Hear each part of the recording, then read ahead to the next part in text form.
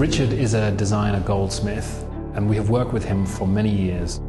His work has featured in some of the greatest showcases of bespoke on single customer commissions.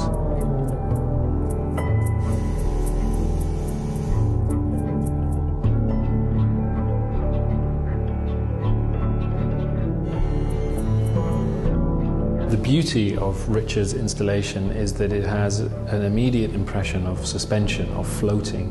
The delicacy of these silver spars that neatly cradle these fantastic amethyst stones.